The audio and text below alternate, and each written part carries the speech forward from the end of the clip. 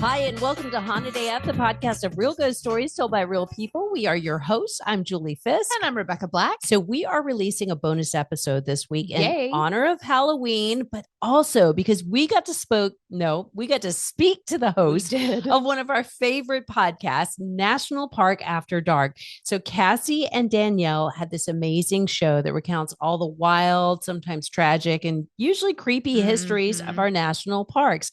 They also have Trail Tales episodes where listeners share their own scary experiences from the great outdoors. And honestly, those are some of my favorites. Yeah. So we asked Cassie and Danielle to share some of their favorite stories with us. And man, they did not disappoint. We got a whole lot more than we bargained for, which is why we decided to dedicate an entire episode to our conversation. So excited.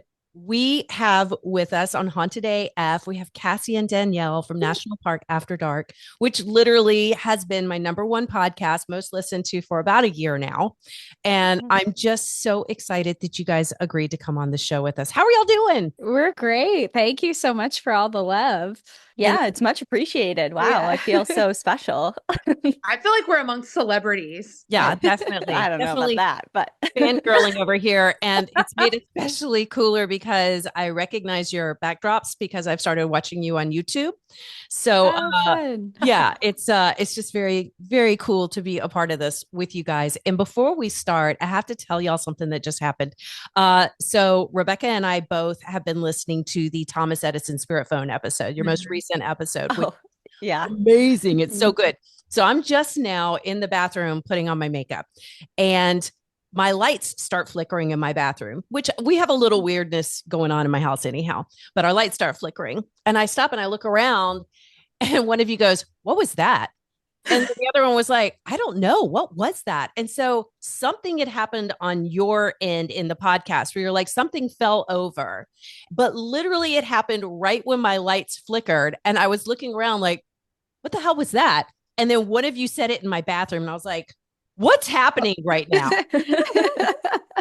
Yeah, that episode was funny. A little strange. I record up here every week and that's never happened. And I still don't know. I didn't go over there to figure it out. I was just about to ask you if you figured out what it was that happened. No, I literally just left my recording office. That's my favorite response to anything spooky or creepy is when people are like, "Oh, I just covered myself up with the covers," or I just ignored it and it goes away. It's fine.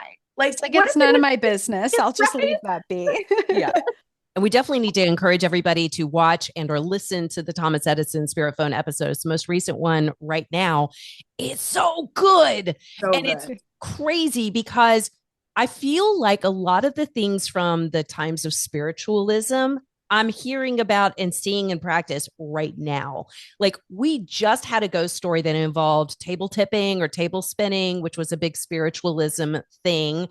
And I don't know if y'all have noticed if you follow any of the stuff that happens out at the Conjuring House, psychics out there do a lot of knocking, like communicating through knocking. Do you think that maybe spiritualism is having a weird, like low key uprising right now? I think there is a resurgence of spiritualism in some ways. And I don't know if I'm biased because I am very into spiritualism, but I see it popping up more and more, just people that I never thought would be even interested or intrigued. I don't know. Again, I could be completely biased, but I think that there is sort of like a collective spiritual shift or awakening in our society, and I'm all for it. But I think that people are just more interested, whether or not you believe or not, that's irrelevant. It's more of just you're interested in what it's all about. I agree that there is some sort of resurgence happening, and I do think it's because we're coming into this time period in life where like there's not like a shame factor anymore. That's kind of cool. I totally agree. Like no kink shaming here. Yep, that's right. Well, I was wondering, so you guys, you have a legitimate podcast. Like it's not 100% paranormal the way ours is. Like you study the history of national parks. And the cool thing about that is that I didn't realize how much weird, creepy stuff really was involved with national park history. And I absolutely adore it. But when you guys lean into the paranormal stuff, like, like I know you both believe Bigfoot, you like puck wedgies, the life after death. Do you catch any flack when you do lean into the woo stuff? I would say for the most part, no. I think people are mostly really interested, especially if we can tie it to real life events. I think when we bring in stories where there's other people believing or other people researching, it makes it more interesting because people aren't just like, oh, there's this legend, but there's no story behind it. There's no evidence. There's no nothing. But when we can link, like Danielle did a Bigfoot episode, but she linked the history of the photograph that was taken of Bigfoot and then a lot of other things surrounding that. So they might not believe in Bigfoot, but they're interested in the story. I am curious, like, how did you two guys find each other? Because it's not very often that you just randomly, find somebody who's into like the Bigfoot stuff, right? Yeah.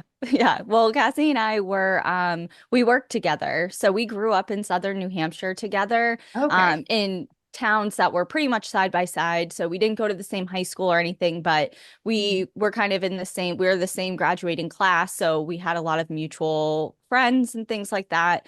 We went off to college at separate universities. And then after college, we worked at the same animal hospital together. So that's where we first met. At what point did you guys start like hiking together? When we're after work and things like that, just when we had days off that lined up together. When you're at work, you have certain work friends that are like, oh, that's my like margaritas after work friend, or this is my like talk about trash TV work friend. So, like Cassie was my outdoor friend. Whose idea was it for the podcast then? I would say it was Danielle's idea for the podcast.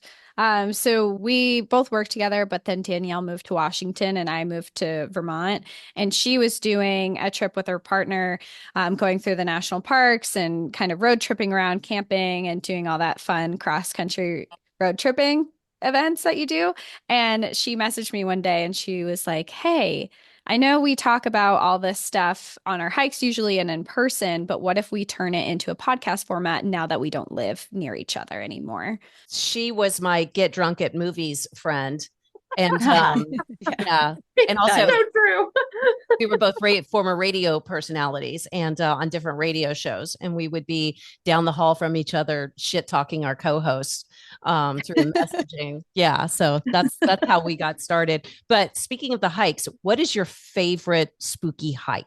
I won't say that this is my favorite because it actually scares me. But it is a hike that I have work.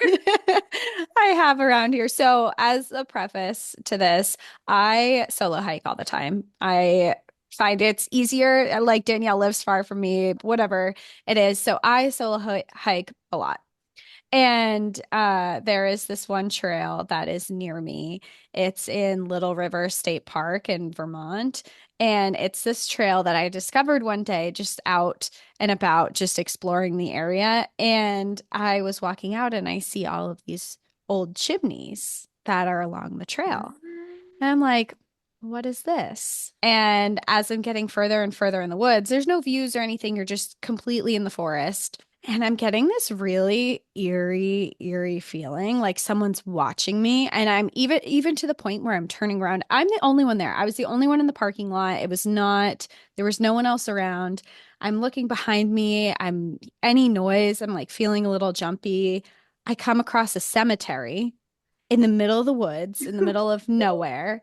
And I'm just like, okay, this is getting a little bit too much because I also have this really bad feeling. And something kept saying, turn around, turn around. So I turned around, went back to my car, left, whatever. End of story there, except I decided to go back because I'm like, you were being crazy that day. Everything's fine. You're just on a trail. You solo hike all the time.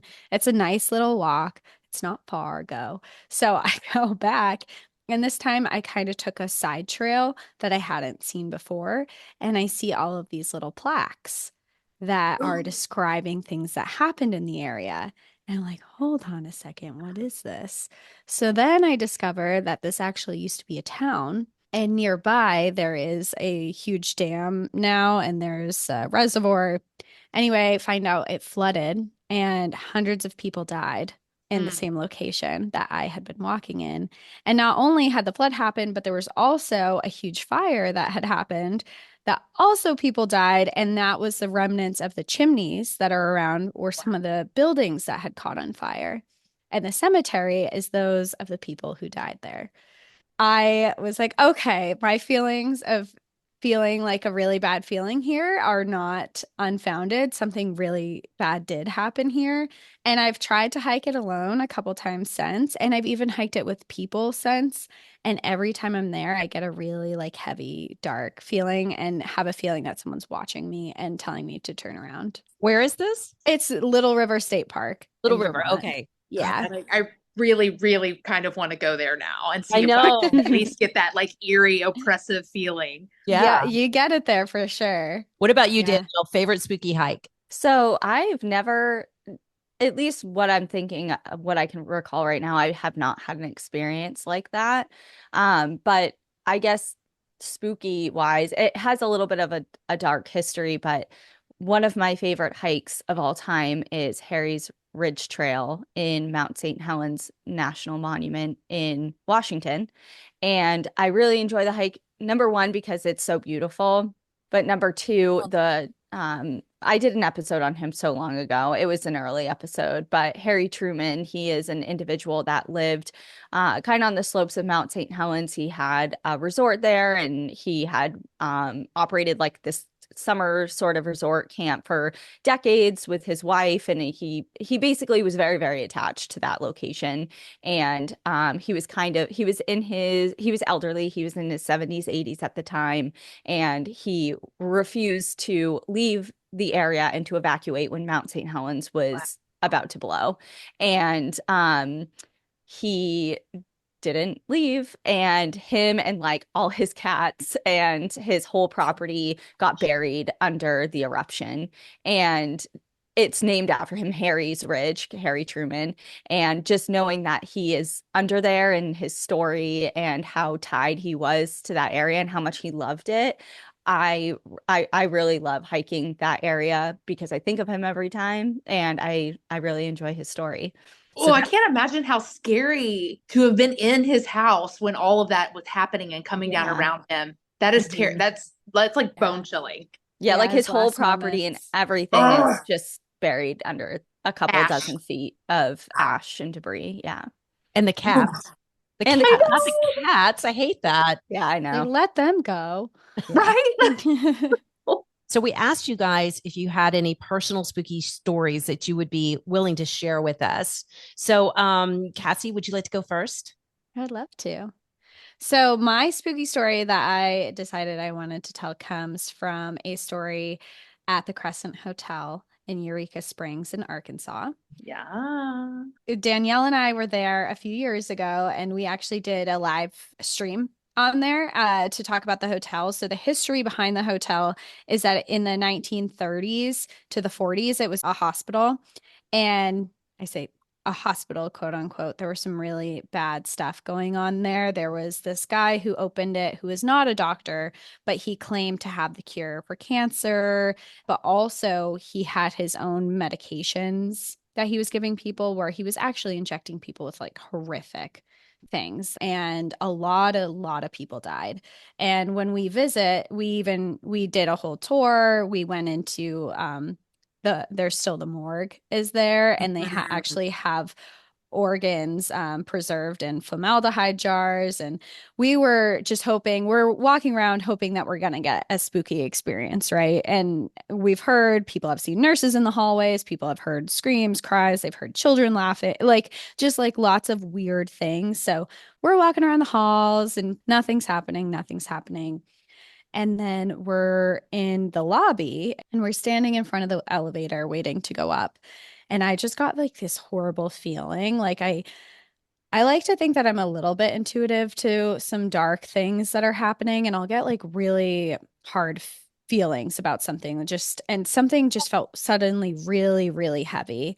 And I look at Danielle and I'm like, in all of our research that we do, did anything happen in front of the elevator? And she's like, no, like not that I know of. And we're trying to think back to all of our research.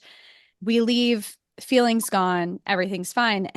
And I couldn't shake it. I was just like, there has to be something that happened here because I just felt it so deeply.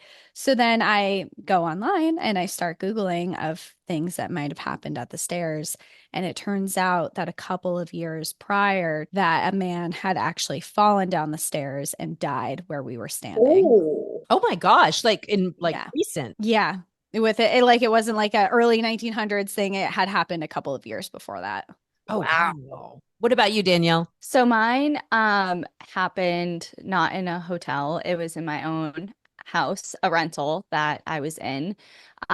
So as a little bit of a backstory, because it's relevant to this story, my partner Ian passed away in May of 2022.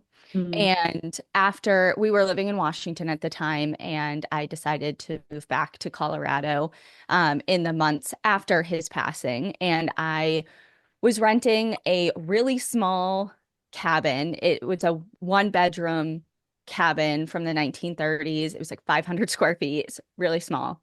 I didn't have any bad feelings about it. Like, yeah, it was old and it was like an old mountain cabin. It had its quirks, but it wasn't creepy in the traditional sense. I felt actually really at peace there. A couple of months after moving in, there were 3 incidents in rapid succession that definitely I got haunted. So the first incident, it started small. I started hearing footsteps in the living room when I was in the bedroom, which is again like it's basically one giant room with, half a wall separating the rooms. And it was very distinct, like boots, typical boots on the ground, walking from one side of the living room to the other. I lived alone except for my 2 dogs, and they were with me. So Right. I was like, okay, maybe something is starting to happen here. But I kind of just like wrote it off. A couple of weeks after that, I was sitting in my living room and do you know what a Furbo is? Like the dog camera. Yeah. Yeah, I had it set up in my living room and I was sitting watching TV. All of a sudden my dog from the other room comes rushing out. It's at night, all the lights are off. He comes rushing out and sits directly on my feet and is looking around the room. And I'm watching him look around the room like with his ears perked, like he's following something with his eyes. But I couldn't see anything. I didn't hear anything. Again, I lived in the mountains of Colorado. Sometimes there's wildlife outside that gets his attention, but this was very different. He's not a cuddler. Like he doesn't come up to me and want to hang out with me on a regular basis. So the fact that he was sitting at my feet and like in this protection mode was a little weird.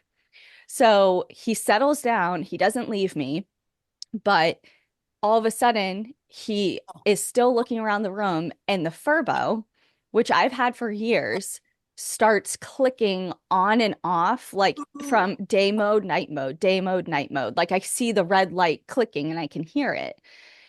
And so I'm like, what the hell? And then all of a sudden, because it tracks movement, it started to shift and move around the room. No. And so I immediately, because I can't see anything visually, so I opened the app to see what it was picking up. And I open the app and I can see me clear as day with my dog sitting on the couch on the other end of the room. And it's just shifting around. There are orbs flying everywhere. What?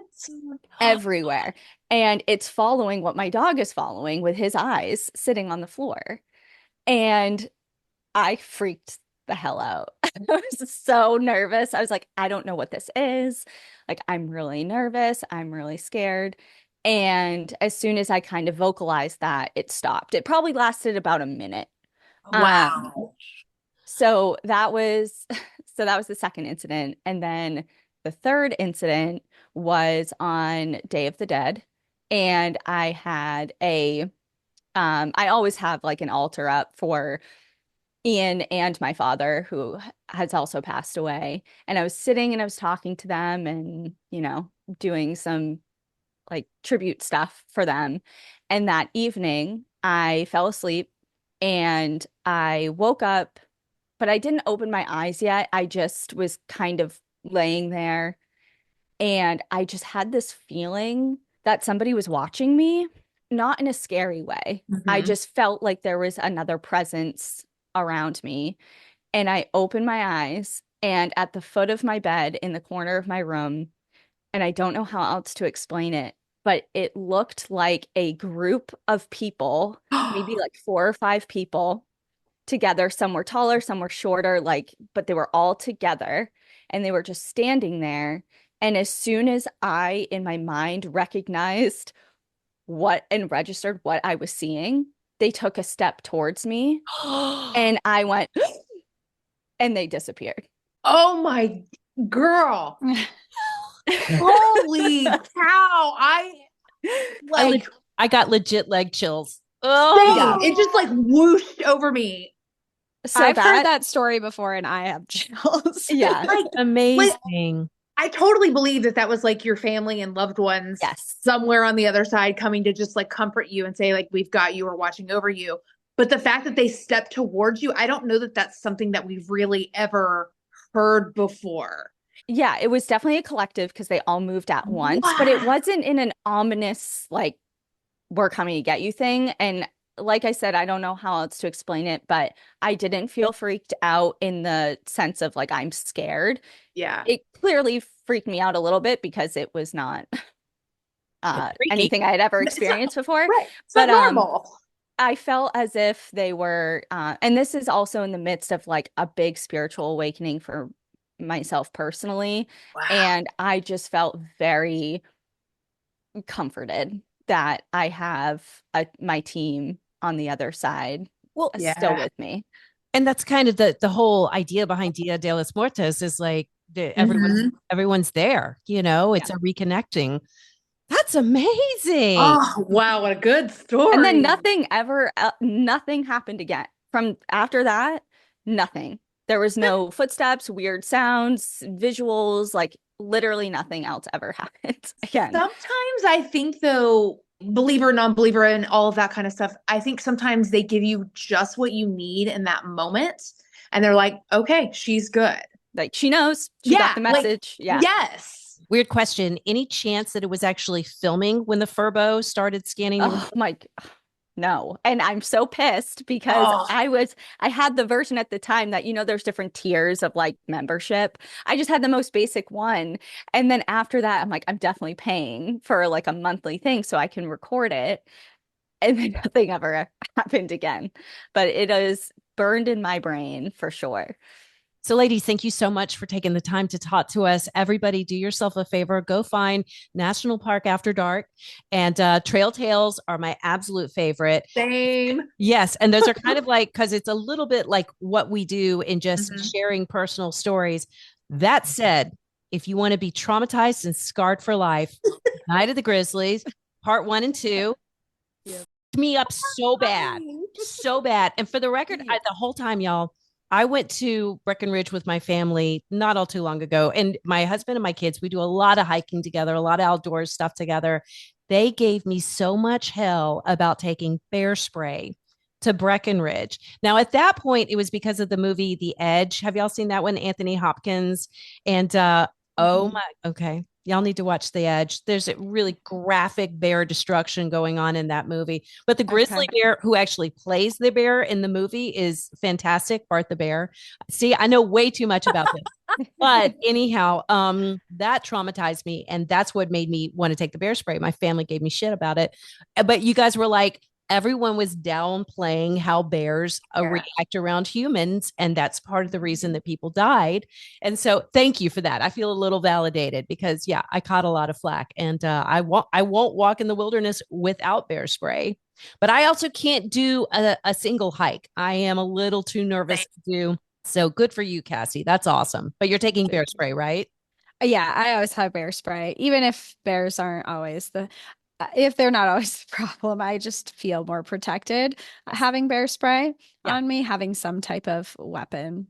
I think, and that's something else you guys emphasized was like, take the bear spray, even if there are bears, because there could be something worse than a bear out there. So, I mean, anything that I can, whether it's somebody trying to attack me or any kind of wild animal, whatever I can throw or chunk at it, like I am willing to take with me to survive.